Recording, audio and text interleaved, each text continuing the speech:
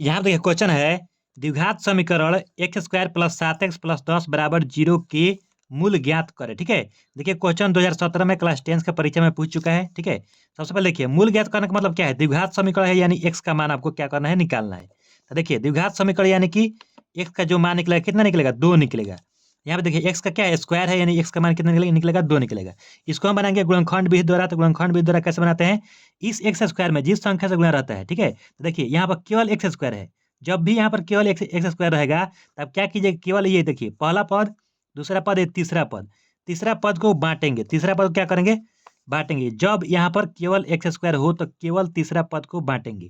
कैसे, ऐसा इसको तोड़ना है, 10 को ऐसा तोड़ना है कि गुणा करने पर 10 आए, गुणा करने पर 10 आए, और जोड़ने पर यहाँ से प्लस का चिन्ह है, जोड़ने पर 7 आना चाहिए, जोड़ने पर 7 आना चाहिए। ठीक है, तो इसको देखिए 5 है तो 5 मल्टीप्लाई 2 करेंगे तो कितना आएगा मेरे भाई, 10 आएगा।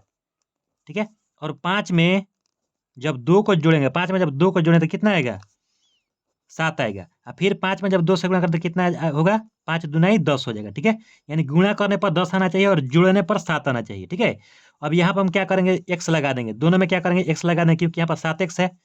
यहाँ पर लिखेंगे 5x प्लस 2x बराबर कितना हो गया, 7x। यानी अब इस 7x के बदले, 7x के बदले लिखेंगे 5x प्लस 2x। ठीक है, फिर देखिए 5 में 2 से गुणा कीजिएगा तो 10 आ जाएगा। बात समझ मेरे भाई, तो यहाँ पर लिख दीजिए x square plus 5x plus 2x plus 10 बराबर 0। अब क्या करते हैं, दो को ब्रैकेट में घेर लेते हैं। ठीक है, दो को ब्रैकेट में घेर लेते हैं। यहाँ पर लिखेंगे एक्स स्क्वायर प्लस 5x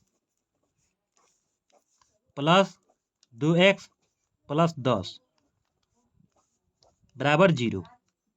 ठीक है, अब देखिए, अब यहाँ पर देखिए, अब क्या करेंगे, इसमें कॉमन करेंगे, जो दोनों में होता है वही कॉमन होता है। तो यहाँ पर एक्स स्क्वायर है, एक्स स्क्वायर यानी क्या, एक्स मल्टीप्लाई एक्स है, और यहाँ पर भी एक्स है, तो हम इसमें से एक्स बाहर निकालेंगे। ठीक है, तो एक्स बाहर निकालने का मतलब यही हुआ कि इस एक्स स्क्वायर में आप किससे भाग कीजिए, एक्स से भाग कीजिए, तो ये क्या होगा, पावर कटेगा तो केवल एक्स बचेगा।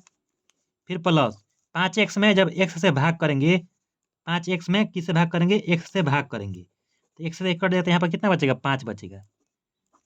फिर प्लस, अब इसमें देखिए, इसमें क्या कॉमन है, इस 10 को हम लिख सकते हैं ना, 5 मल्टीप्लाई 2, तो इसमें 2 कॉमन है, यहाँ पर भी 2 है, और 5 मल्टीप्लाई 2 इसमें भी 2 कॉमन है। ठीक है, यहाँ से 2 बाहर निकालेंगे तो क्या बचेगा, एक्स प्लस, यानी 2x में 2 से भाग कर दिए तो एक्स हुआ, और 10 में 2 से भाग करेंगे तो कितना आएगा, 5 बराबर 0।